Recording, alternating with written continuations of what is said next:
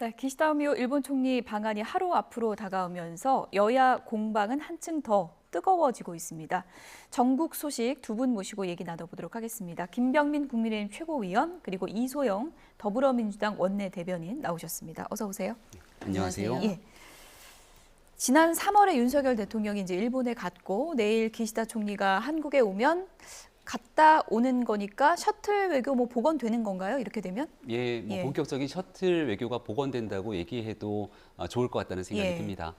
이 G7 정상회의에 초대를 받았기 때문에 만약에 이번에 기시다 총리가 방한하지 않게 되면 윤석열 대통령의 방일 이후 또 한 번 일본을 방문하게 되는 상황이 될 텐데 아마도 그 이후로 생각했던 방한 일정을 조금 더 기시다 총리가 의도적으로 앞당겼다. 이른바 윤석열 대통령이 한일 정상회담을 통해서 충분한 노력들을 보여준 만큼 여기에 대해서 미래지향적인 한일 관계를 위해 기시다 총리가 해야 되는 역할들을 아마 고민했던 것 같고요.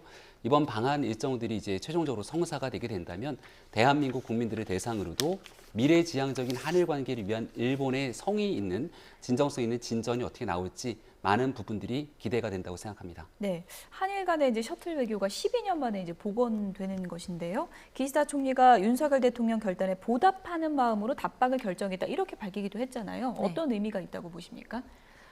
말 그대로 지난 3월 한일 정상회담 이후에 기시다 총리의 지지율은 이제 계속 상승해 왔고요. 예. 최근에는 50%를 찍고 이제 그 이상으로 가고 있는 상황으로 제가 알고 있는데 거기에는 우리가 강제동원 해법에 있어서 통큰 양보를 했다거나 일본의 국익을 위한 결정을 이제 한국 정부가 도와준 측면이 굉장히 많이 있고 그게 기시다 총리에게 도움이 됐다고 봅니다. 그래서 그 부분에 대한 어떤 보답 차원이 아닌가. 근데 그런 보답 차원에서 이번에 대한민국을 방문하는 거라고 한다면은 분명히 선물 보따리 그리고 한국에 대한 어떤 여러 가지 통큰 양보와 사과들이 분명히 있어야 될 것이다. 저는 이렇게 생각합니다. 예, 보답하기 위해서 온다. 보답하기 위해서 뭘 들고 올 것인가? 이 부분이 핵심 아니겠습니까? 어떤 부분이라고 생각하세요? 저는 대한민국 국민들께 신뢰를 좀 얻을 수 있는 진정성을 갖고 오는 게 제일 중요하다고 봅니다. 그러니까 단순히 한 번에 일본을 가고 한 번에 대한민국을 방문하는 것으로 끝나는 것이 아니라 셔틀 외교 복원이라는 건 양국 정상이 계속해서 양국을 오가게 되고 또 고위급 인사들이 한국과 일본을 오가면서 미래지향적인 관계를 다지는 것 아니겠습니까? 한 번의 일로 모든 것들을 다 해결할 수는 없다면 국민들께 일본이 가지고 있는 진정성을 보여줄 필요가 있겠고요.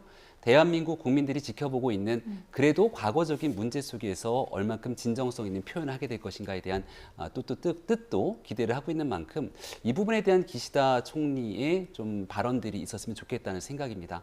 다만 한 가지 이 어제부터 일본 내에 지진이 발생했기 때문에 자국 내 상황이 매우 좀 어렵고 심각하고 여진에 대한 여파들을 두고 볼 수밖에 없는 기시다 총리 입장에서 뭔가 좀 밝고 긍정적인 내용들만 갖고 또 한일 정상회담을 하기에는 일본 국내 상황들까지 고민이 많이 될 것이거든요. 그런 지진에 따른 여파들까지도 두루 좀 숙고해야 되는 측면들이 갑작스럽게 발생한 것은 아닌가 생각합니다. 네, 이번 한일 정상회담 앞두고 여야 시각은 상당히 엇갈리고 있는 상황인데요. 먼저 어떤 얘기들이 나왔는지 듣고 오겠습니다.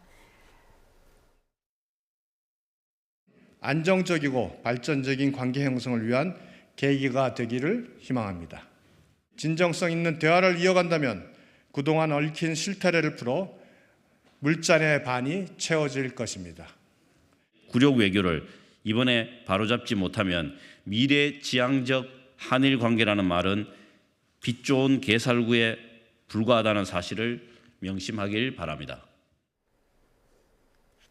네, 빛 좋은 개살구가 되면 안 된다. 민주당이 이제 이렇게 비판을 하기도 했는데 일단 물잔의 반을 채우기 위해서 기시다가 무엇을 들고 와야 되느냐. 핵심은 좀 과거사 문제 아니겠습니까? 과거사 문제는 하나의 부분이라고 저는 보고요. 과거사 문제 외에도 여러 가지 풀어야 될 과제들이 많다라고 봅니다. 지금 정부 여당 바깥에서 나오고 있는 목소리는 이 한일 관계에 대한 불안과 걱정이거든요. 지금까지 윤석열 정부 하에서의 한일 관계라고 하는 게 굉장히 기울어져 보이는 게 사실이고 우리가 국익에 있어서 꼭 지켜야 되거나 요구해야 되거나 확보해야 되는 것들을 그렇게 하지 못하는 것이 아닌가라고 하는 이제 불안이 나오고 있거든요.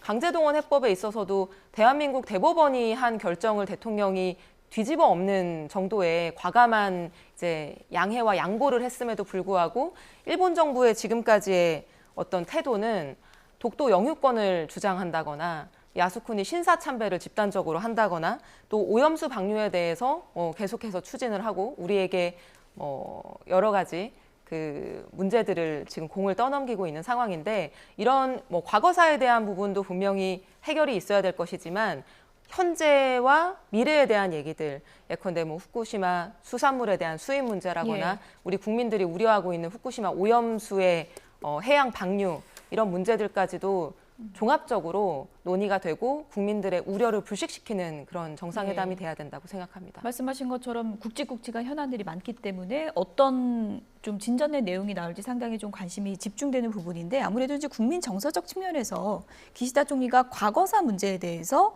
지난번 회담 때보다 좀 진전된 입장을 내놓을 것인가 이 부분도 좀 주목되지 않습니까? 네, 역대 내각의 정신을 그대로 계승한다를 좀 넘어서서 김대중 오부치 선언에 나왔던 메시지처럼 정말 기시다 총리가 갖고 있는 그 진정성이 무엇인지를 확인할 수 있는 자리가 되면 참 좋겠다는 생각도 갖고 있습니다. 그걸 계승하겠다는 입장을 밝히지 않을까 이런 전망도 있던데요. 근데 보통 한일 간의 정상회담 또 국제의 정상 간의 회담을 앞두고서는 양국 간의 메시지를 하나하나 조율합니다만 이번 과거에 이제 일본을 방문했을 때 윤석열 대통령도 마찬가지였고 이번에 대한민국을 오게 되는 기시다 총리도 각자의 진정성을 어떻게 보여주는지에 달려 있다고 생각합니다. 양국 간의 조율된 메시지가 아니라 기시다 총리가 얼만큼 대한민국 국민들께 미래지향적인 관계로 나아가기 위해서 과거사에 대한 인식들을 갖고 있는지를 좀 진정성을 담아 보여주면 좋겠다는 생각이고요. 과거적인 문제와 함께 미래로 나아가는 일들이 다 맞물려 있고 누가 뭐래도 북한이 핵과 미사일로 지금 대한민국, 일본 등 국제사회를 향한 그 위협 수위를 꾸준히 높이고 있기 때문에 여기에 대응할 수 있는 또 안보적인 측면 굉장히 중요한 메시지들이 나올 공산들이 크다고 봅니다. 그리고 단 하나 이제 지난 한일 정상회담 때에도 민주당에서는 굉장히 모든 부정적인 메시지를 쏟아냈는데 또 시간이 조금 지나고 나면 지난번 미국을 방문했을 때 화이트리스트 복원이라든지 순차적으로 문제들을 하나 둘씩 상응하는 조치들이 또 나타나고 있습니다. 그런 애들까지 고려해서 외교에 관한 측면에서 국익을 중심으로 이번 기시다 총리의 방안에 좀 여야가 함께하는 모습들을 가져가면 좋겠다는 생각입니다. 저희가 기대하는 바에 대해서 좀 말씀을 드리면은 이제 기시다 총리가 진정성 있는 메시지를 낼 것이냐 하는 것에 있어서 수위가 어떠해야 하는가. 그러니까 외교라고 하는 것은 주고 받는 것이고요. 가는 말이 고우면 오는 말이 이제 고와야 되는 그런 것인데 사실 우리 윤석열 대통령의 일본 정부에 대한 어떤 발언들은 굉장히 무리하다 싶을 정도로 과감한 그런 메시지들이 최근에 계속 나왔었거든요. 예를 들면 워싱턴 포스트하고의 인터뷰에서 100년 전 일로 일본이 무릎 꿇어야 된다는 거는 용납할 수 없다 이런 발언을 대한민국 대통령이 한다거나 일본의 사과에 있어서도 일본은 지금까지 수십 차례 사과해 왔던 것이 아니냐라는 것을 우리나라 대통령이 얘기한다거나 이런 정도로 일본에 대한 과감한 메시지들을 계속 발신해 왔기 때문에 이번에 기시다 총리가 거기에 대한 보답의 차원에서 대한민국에 방문한다라고 한다면은 지금 과거사 문제에 대해서 단순히 기존 역대 내각의 입장을 계승한다 이런 것은 당연히 이제 맞지 않는 것이고요. 그냥 김대중 오부치 선언을 계승한다 이렇게 하는 것도 그냥 이하 동문이다라는 의미밖에 없기 때문에 명확하게 과거사 문제에 대해서는 다시 한번 진정성 있게 사죄한다라고 하는 메시지가 나와야지만 한일 관계가 기울어지거나 일방적인 것이 아니라 상호적이고 아주 호혜적으로 미래지향적으로 나갈 수 있는 것이다. 이런 평가를 받을 수 있을 거라 생각합니다. 지금 언론에서는 이런저런 전망을 내놓고 있는 상황이고요. 김대중 오부치 선언을 계승하겠다 이런 입장과 더불어서 김대중 오부치 선언을 다시 한번 구체적으로 언급할 가능성도 있다. 이렇게 전망을 하고 있는데 이렇게 하더라도 좀 부족하다고 보십니까? 구체적으로 언급을 하더라도. 저는 구체적으로 언급하면서 그 김대중 오부치 선언에 담겼던 메시지가 다시 한번 확인될 필요가 있다라고 생각합니다. 예를 들면 사죄 메시지 같은 것들이요. 지금 그러니까 민주당에서는 단순히 계승 이 단어뿐만이 아니고 거기에 나와 있는 사죄라는 단어를 다시 한번 언급하는 게 중요하다고 이제 보고 있는데 그 가능성도 있다고 보십니까? 단어 하나하나를 가지고 평가하기 시작하면 끝도 없을 거라 봅니다. 그래서 이제 앞서 설명드린 것처럼 이게 한 번의 방안으로 끝나는 것이 아니라 셔틀 외교의 복원으로 앞으로 지속적이고 주기적인 정기적인 이런 회동들이 추진되게 될 텐데 대한민국 국민들의 마음을 움직일 수 있는 그 진정성이라는 측면들을 좀 바라봤으면 좋겠다는 말씀을 드리고요. 그러니까 민주당의 거듭 이 일본 문제와 관련된 여야 간의 대승적인 같이 공동된 행동들을 촉구하는 이유는 지난 한일 정상회담 때 전국이 현수막을 걸면서 있었던 반일에 관한 메시지, 또 지난날 조국 전 수석이 얘기했던 죽창가라든지 또 과거의 노재팬 등으로 인해서 이른바 국내 정치에 너무 외교적인 문제들을 끌어내는 것 아닌가라고 하는 비판의 요소들이 상당히 비춰질 수 있습니다. 예. 적어도 외교 그리고 이 일본과의 관계 속에서 우리 국익을 중심으로 함께 움직여야 되는 측면이 있기 때문에 일본 내에서 극우적인 발언이나 잘못된 일들 얼마든지 비판할 수 있지만 윤석열 정부가 하고 있는 모든 일들을 사실상 정치적인 메시지로 뒤덮을 필요는 없다라는 점도 다시 한번 말씀드립니다. 네. 예를 들어 후쿠시마 오염수도 굉장히 중요한 현안인데 이 부분에 대해서는 이제 의제로 올라가는 거죠? 올릴 가능성 제외할 필요가 없다. 대통령실이 분명히 밝히고 있고요. 여기에 대해서는 대한민국만이 해당 당사자인 국가는 아니지 않습니까? 이 후쿠시마 오염수 방류를 통해서 결과적으로 영향을 입게 되는 수많은 국가들이 있을 건데 과학적인 방식으로 이 방류가 어떻게 결정되고 진행되는지를 분명하게 확인할 필요가 있고 대한민국 국민들도 여전히 이러한 오염수 방류가 혹시 과학적인 근거가 없는 상태에서 우리에게 큰 피해를 입히는 것 아닌가 걱정과 우려를 갖고 있는 국민들이 많지 않습니까? 이 부분을 확실하게 일본 정부가 좀 보여줄 수 있는 후속적인 조치들 필요하다면 여기에 대해서도 적극적으로 의제에 논의해야 된다고 생각합니다. 지금 양국 공동 검증은 좀 약속이 된 부분인가요? 어떻게 봐야 아마 되나요? 이번 정상회담을 통해서 그런 이야기들도 예. 나오지 않을까 싶은데 IAEA를 통해서 이제 국제사회가 이 부분을 바라보고 있는 지점이 있는 만큼 여기에 양국 간은 또 추가적으로 어떻게 더 과학적인 신뢰를 담보할 수 있을지 그런 내용들도 중요한 의제로 다뤘으면 예. 좋겠습니다.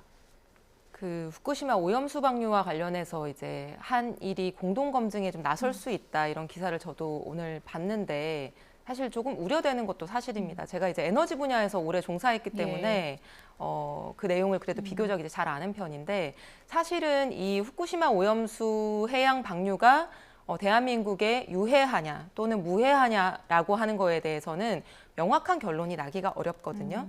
왜냐하면 어떤 지금까지의 실예가 있는 것도 아니고요. 예. 그리고 어떤 과학적인 영역이라고 하는 게 all or nothing이 아니기 때문에 100% 유해하다 또는 100% 무해하다라고 하는 이제 검증은 좀 어려운 상황이고요. 예. 그럼 결국에는 이렇게 결론이 나기 어려운 사안에 대해서 한국 정부가 만연하게 이제 검증에만 참여한다라고 하면은 그게 오히려 이 유해성 여부에 대해서 우리가 단언하기 어려운 부분에 대한 정당성을 우리가 확보해주는 요식행위가 되는 게 아닌가라고 하는 좀 우려가 되고요.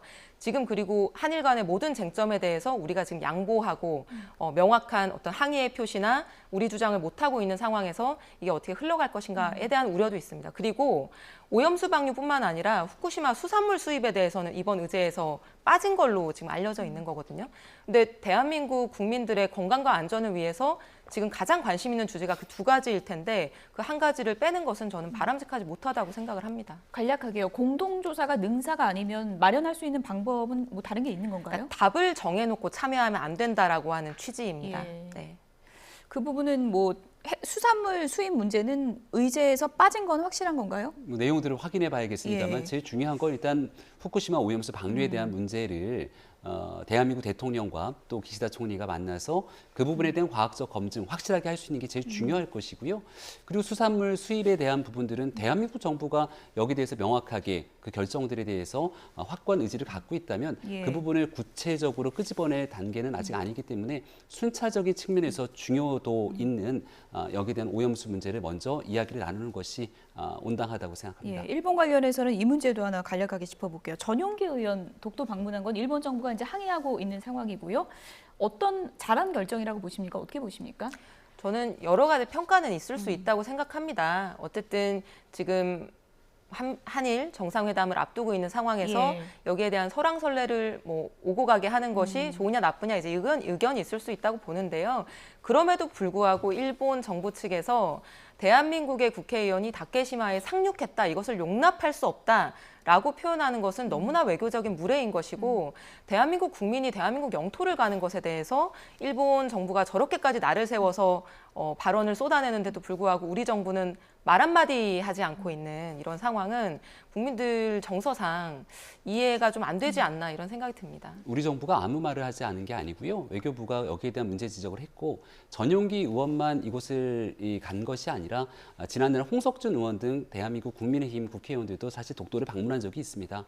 과거에 이명박 전 대통령도 갔었잖아요. 이명박 전 대통령이 독도를 찾았을 때는 오히려 당시에 이제 민주당이 이끌었던 또 이해찬 당시 대표 그리고 당시 또 문재인 대표 등 정치인들이 나서서 오히려 이명박 전 대통령의 독도 방문에 대해서 비판적인 목소리를 높였던 적이 있죠. 일각에서는 이러한 정치인들의 독도 방문이 대한민국이 실효적으로 지배하고 있는 공간인데 오히려 국제 분쟁화시킬 수 있는 가능성이 있는 것 아니냐 목소리를 높이기도 하는데요.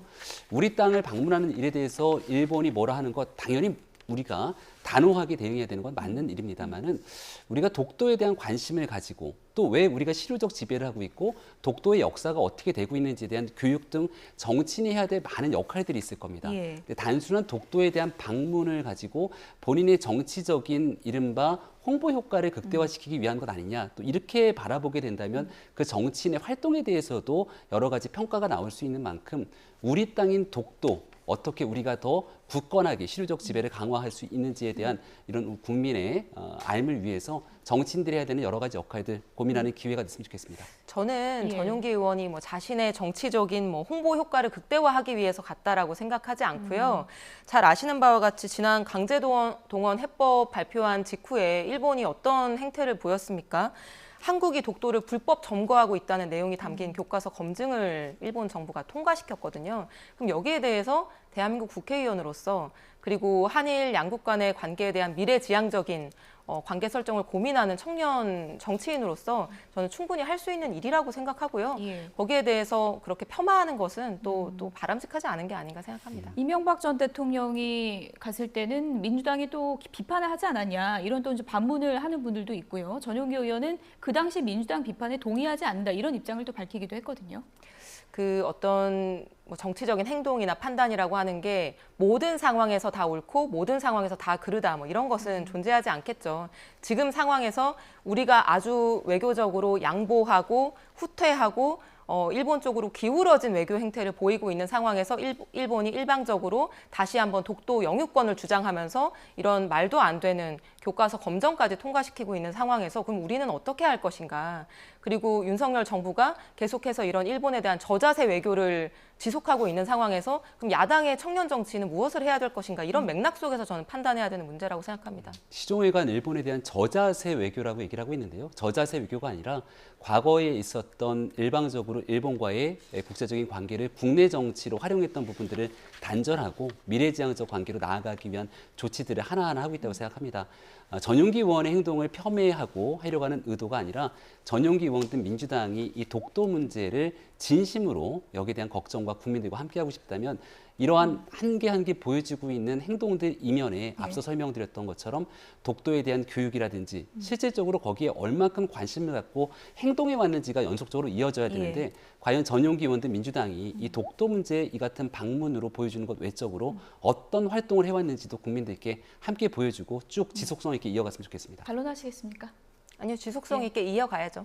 예, 알겠습니다. 지금 뭐 윤석열 대통령의 국빈 방미에 이어서 또 한일 정상회담까지 외교 정국이 펼쳐지고 있는 그런 상황이고요. 이런 흐름에서 윤석열 대통령의 국정 수행 지지도가 어떤 흐름을 보이고 있는지 그래픽을 좀 보도록 하겠습니다. 네, 긍정이 3%포인트 올랐습니다. 다음 그래픽을 좀 보여주실까요? 직무수행 긍정평가 이유가 무엇인지 보시는 것처럼 외교가 상당히 좀 높게 나타났거든요. 아무래도 뭐 방미 성과가 반영된 것이다. 이렇게 해석할 수 있을까요? 네, 금요일에 나왔던 갤럽 여론조사인데요. 여기에는 이 윤석열 대통령이 미국 순방에 대한 평가에 대해서도 함께 해놨던 결과들이 있습니다. 긍정평가와 부정평가를 보게 되면 거의 반반 정도로 나오게 되기 때문에 전체적인 대통령 지지율보다 오히려 미국 순방에 대한 평가들은 훨씬 높게 나왔던 여론조사까지 같이 담고 있는 조사였거든요.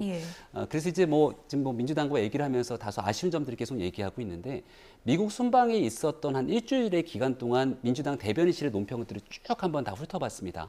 긍정적인 메시지는 단 하나도 찾을 수 없고 나오는 족족 모든 것들이 비판적인 메시지들이 쏟아졌는데 실제 워싱턴 선언을 비롯해서 방미 일정을 마치고 돌아왔을 때 대한민국 국익에 보탬과 도움이 됐다라고 평가되는 지점이 많았고 또 미국 현지에서 나타나고 있는 이 윤석열 대통령의 방미가 갖고 있었던 미국 측의 호응 이런 측면에 대해서 긍정 평가들이 상당했습니다.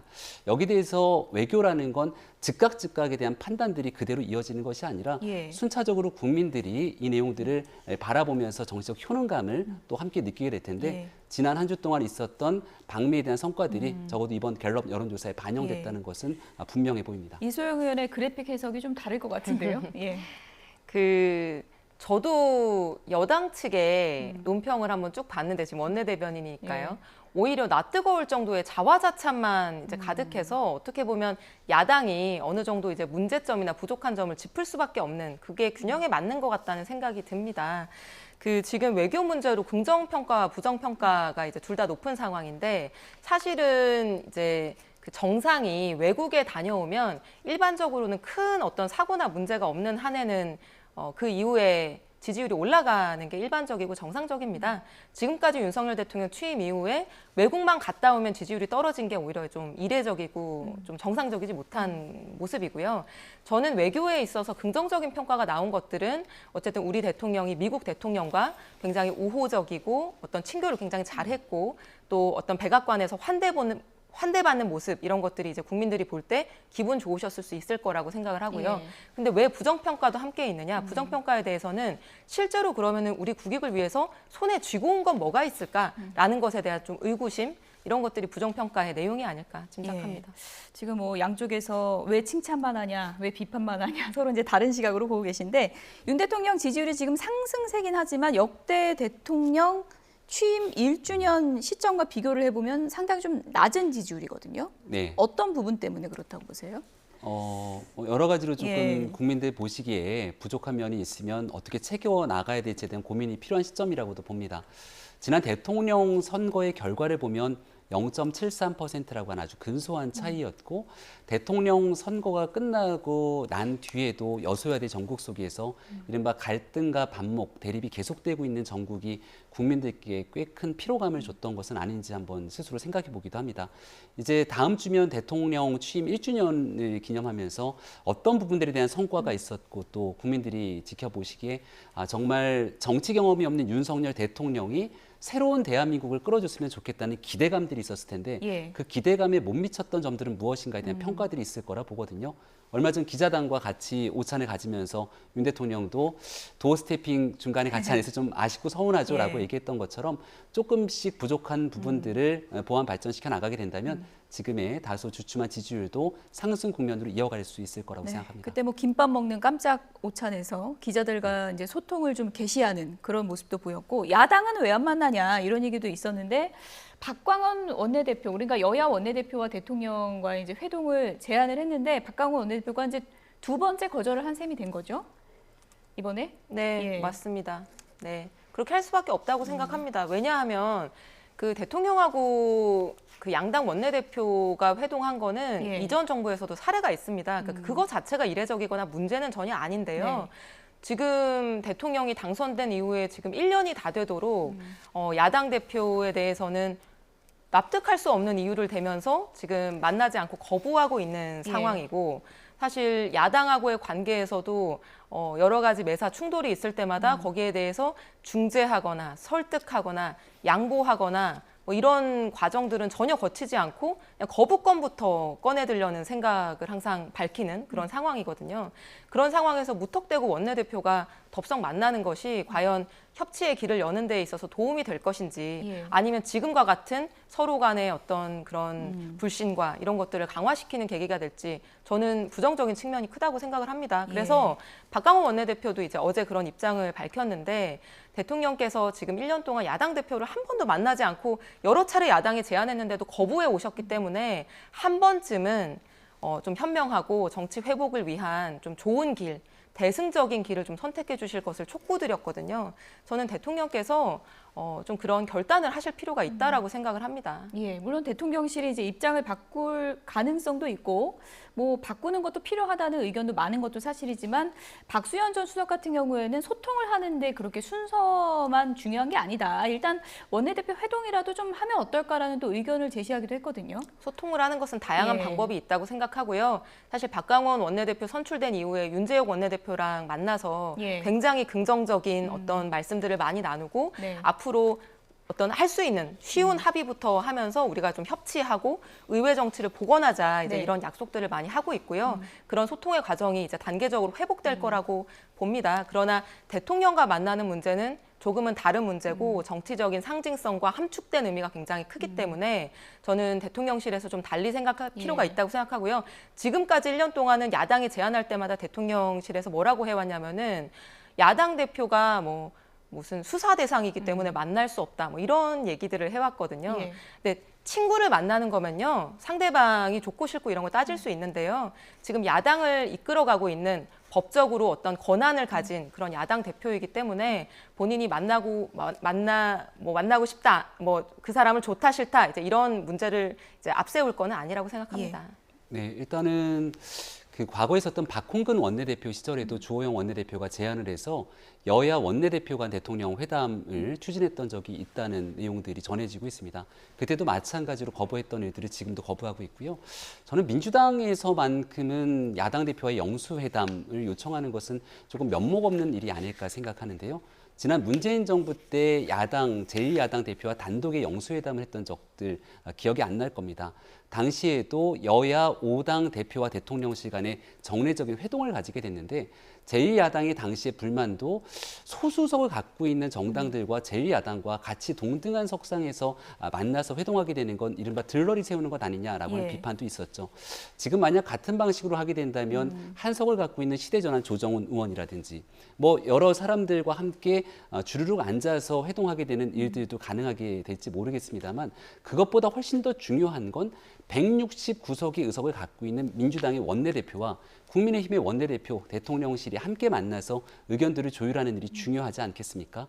국민들께 큰 피로감을 주고 있는 건 민주당이 169석의 힘을 바탕으로 일방적인 여당과의 협의 없이 강행 처리되는 법안들이 계속 나타나고 있고 국회에서 협의가 안 돼 있는 법안들이 처리되니까 과거 임대차 3법 같은 폐해가 또다시 나타날 수 있기 때문에 예. 대통령 거부권이 이어지는 것 아닙니까? 그 협치의 가능성들을 따지기 위해서 필요한 일 중에 하나가 여야 원내대표 간의 같은 회동들을 추진하는 일이라면 순서와 방법보다는 그 실질적인 의미들을 찾는 것이 어떨까 생각합니다. 어쨌든 제가 한 말씀 예. 드릴 수밖에 간략하게 없겠는데요. 부탁드릴게요. 그러니까 저는 윤석열 정부 지지율이 지난 1년간 지금도 내내 고전을 면치 못하고 있는 유일한 이유는 집권 세력 같은 모습이 보이지 않기 때문입니다. 그러니까 먼저 첫 번째는 책임감이 없고요. 지금 문제가 발생하고 있는 해결되지 않은 모든 문제에 대해서 야당 탓만 합니다. 예. 전부 민주당 탓만 합니다. 169석의 뭐 거대 야당이라고 얘기하는데 그 거대 야당에 먼저 찾아와서 예컨대 본인들이 하고 싶은 것들을 좀 설득하려는 노력을 보인다거나 예컨대 양보할 수 있는 부분을 양보하려는 모습을 보인다거나 어떤 여당과 야당 사이의 관계를 정부가 중재하려는 노력을 보인다거나 조율한 이런 사례가 언제가 있습니까? 간호법에 대해서도 여당, 야당 상임위에서 논의해서 통과시킨 거를 가지고 이제 와서는 거부권부터 꺼내들려고 하는 이런 모든 것들이 정부가 하는 일이 없고 책임감이 없고 저는 이것이 지지율 고전의 예. 요체라고 보기 때문에 자꾸 뭐 민주당 탓만 하기보다는 정부 여당다운 모습을 먼저 보이는 게 저는 순서라고 생각합니다. 예. 뭐 앞서도 대통령 지지율 살펴봤지만 지금 여야 모두 당 지지율 얘기하면 지금 고개를 숙일 수밖에 없는 그런 상황일 것 같습니다. 국민의힘 얘기부터 짧게 해보면 태영호 의원이요. 요즘 뭐 예. 최고위원 리스크가 아니라 태영호 리스크다 이런 얘기까지 나오고 있는데 기자회견에서 뭐 집단 린치 이런 단어까지 꺼내들었잖아요. 이건 네. 어떤 상황을 본인이 주장하고 있는 거예요? 그러니까 본인에게 제기되고 있는 여러 가지 의혹들이 있을 것이고 또 녹취록이 나가게 됐던 배경 거기에 추가적으로 이제 언론에서 태용호 의원에게 제기되고 있는 여러 의혹 제기들 이런 것들에 대한 복합적인 억울함을 표현했던 것으로 예. 보입니다. 다만 중요한 건 태용호 의원의 녹취록이 이제 나가고 난 다음에 그 녹취록의 내용들이 적절하지 않았다는 건 또 그 내용들이 사실이라는 건 태용호 의원 스스로도 얘기를 하고 있는 바거든요. 예. 그러니까 문제가 발생되고 나면 그 문제에 대한 본질에 대해서 고개를 숙이고 국민들께 송구하다, 죄송하다 라고 얘기하는 것이 기본이 돼야 된다고 저는 늘 생각합니다. 근데 최근 민주당의 돈봉투 사건을 비롯해서 예. 이재명 대표의 사법 리스크 등 정말 국민들 눈높이를 어긋나는 수많은 일들이 있을 때마다 여기에 대한 본질을 회피하고 오히려 다른 데로 이른바 향하는 비판의 목소리를 높이는 것 적절치 않다고 판단되기 때문에 지금 또 뭐 보좌진 색출한다 이런 얘기하는 거 그래서 말씀하시는 거죠? 사건에 대한 예. 본질에 집중해서 국민들께 잘못된 일이 있다면 고개를 숙이는 일이 우선돼야 된다고 늘 말씀드리고 있습니다. 이 부분에 대해서는 지금 국민의힘 차원에서 지금 윤리위가 지금 징계를 게시한 거죠? 네, 지난주 월요일에 예. 국민의힘 윤리위원회에서 태영호 최고위원과 김재원 최고위원에 대한 징계 절차가 게시가 돼 있는 상태였고요. 예. 그 징계 절차가 게시되고 난 다음 녹취록 파문까지 터지고 나서 예. 김기현 대표께서 고심 끝에 이 녹취록에 관련된 내용들도 윤리위 징계 절차에 같이 병합해서 좀 최종적인 판단을 해라 이렇게 촉구를 했고 그 내용들에 대해서 이제 조만간 윤리위가 소명 절차를 거쳐서 결과들을 빠르게 낼 거라고 생각합니다. 민주당에서는 그거 갖고 안 된다. 수사가 필요하다 이런 지금 입장인 거죠? 그 대통령실이 정당의 공천에 개입하는 거는 범죄이고 범죄로 처벌된 전례가 있습니다. 박근혜 대통령이 새누리당 공천 개입 문제로 징역 2년을 선고받은 적이 있었거든요. 예. 그게 이제 형이 확정까지 됐었고요. 그래서 만약에 태영호 의원의 녹취록에서 등장한 정무수석의 공천 개입, 공천 언급이 사실이라고 한다면은 그거는 묵과할 수 없는 공무원의 뭐 중립성 위반 포함해서 뭐 선거법 위반, 뭐 헌법 위반, 법 위반이라고 생각을 합니다. 예. 그래서 이게 사실인지 아닌지에 대해서는 좀 따져볼 필요가 있지 않을까 싶습니다. 예. 민주당 얘기도 좀 여쭤봐야 될 것 같은데 돈봉투 의혹 관련해서 윤관석 이성만 의원 이제 당을 떠나기로 이제 결정을 했고요. 그날 뭐 의총에서 여러 얘기도 있었던 것 같고 이소영 의원께서는 직접 또 전수조사 필요하다 이런 주장도 하셨잖아요. 뭐 그런 추후 조치 같은 거는 지금 좀 가시화되고 있는 게 있는 건가요? 일단 지난 의원총회에서는 네. 한 3시간 정도 그리고 한 25분 정도가 이제 쭉 여러 가지 발언들을 하셨는데 거기에서는 정말 뭐 백화점식으로 다양한 해법, 다양한 주장들이 나왔습니다. 네. 자체 조사가 꼭 필요하다라고 하는 주장, 그리고 이번 기회에 어떤 원칙과 기준과 절차를 만들어야 된다는 주장, 그다음에 뭐 선거법이나 당내 이제 당규 같은 것들을 개정해야 된다는 주장 이런 것들이 다 나왔고요. 예. 근데 그거를 3시간 동안 토론하고 결론을 맺기에는 다들 무거운 주제들이기 때문에 1박 2일 워크숍에서 밤샘 토론을 해서라도 좀 그 결론을 도출하자 이렇게 의총 결론이 난 상황입니다. 네. 그래서 너무 늦지 않은 당 시기에 분위기가 좀 달라졌습니까? 쓴소리가 전보다 더 많이 나오고 있다 이런 보도도 있던데요. 저도 지난 의총 사회를 이제 봤는데요. 예. 좀 공기가 달라졌다라고 하는 이제 느낌을 받았고 예. 원래는 의원총회를 할 때 뭐 시간이 좀 짧기도 했고 다들 좀 발언을 참는 그런 경향들도 분명히 있었는데 이번에는 뭐 초선, 뭐 다선 이렇게 가리지 않고 다들 나와서 지금 상황에 대한 좀 답답함과 절박함 이런 것들을 많이 쏟아낸 자리였습니다. 네. 끝으로 지금 뭐 논란이 커지고 있어서요. 김남국 의원 얘기 안 할 수가 없는데 가상화폐 지금 문제가 좀 불거진 것 같습니다. 가상화폐 네. 뭐 투자하고 이런 거는 뭐 잘못된 게 없는 건데 가상화폐 지금 뭐 인출 시점이나 법안 네. 발의 이런 부분이 좀 논란이 되고 있는 것 같더라고요. 금액이 좀 많이 커서 뉴스를 지켜봤던 국민들께서 굉장히 좀 충격적이지 않았을까 싶습니다.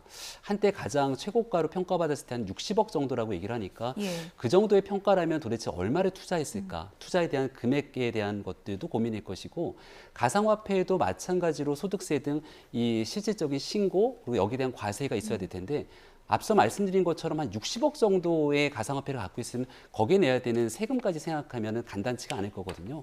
근데 그 법안들을 발의하고 거기에 세금을 부과하는 시점 등을 유예시키게 되는 내용들 여기에 법안 발의에도 김남국 의원이 함께 참여하고 나니까 이런 게 전형적인 이해충돌 아니냐 목소리가 나오고 있고 또 이 코인 위믹스라고 하는 코인 자체가 그렇게 이제 대표적인 코인으로 도 볼 수 없을 텐데 왜 이 코인에 투자했을까 또 투자에 대한 정보라든지 많은 의구심이 커지고 있는 만큼 민주당을 또 대표하는 청년 정치인 아니겠습니까? 김남국 의원이 법적으로 문제없다 이렇게 얘기하지만 법률과 변호사로서 국민들이 묻고 있는 것이 아니라 더불어민주당의 소신 있는 정치인 김남국 의원에게 묻고 있는 질문들에 대해서는 조금 더 솔직하고 성의 있는 해명들이 뒤따라야 된다고 생각합니다. 이해 충돌 부분에 대해서는 어떻게 보십니까? 저도 일단은 지금의 해명이 좀 부족해 보인다라고 하는 것에 대해서 충분히 공감하고요. 이 60억이라고 하는 건 굉장히 큰 금액이어서 다들 의구심 가질 수밖에 없기 때문에 소상히 경위를 밝혀야 된다고 생각하고요. 이해 충돌에 대해서는 그 소지가 있을 수 있겠죠. 근데 이해 충돌을 방지하는 이제 가장 중요한 방법이 투명하게 공개를 하는 것이거든요. 근데 이 가상자산이라고 하는 거는 지금까지는 신고제도나 공개제도가 미비해 있기 때문에 이게 내가 이런 가상자산을 얼마만큼 가지고 있고 여기에 대해서 이해관계가 있다라는 것이 공개되어 있지 않은 상태에서 관련된 의정활동을 했다라고 한다면은 거기에 대해서는 당연히 의구심이나 이해충돌 논란이 생길 수 있는 것이죠. 지금이라도 뭐 소상하게 밝히고 이 부분에 대해서 좀 판단을 받아야 된다고 생각을 합니다. 예. 일단 김남국 의원은 언론 보도가 허위 사실이다라고 이제 입장을 밝혔다는 부분은 저희가 전해드리겠습니다. 지금까지 김명민 최고위원, 이소영 대변인 두 분이었습니다. 고맙습니다. 감사합니다. 감사합니다.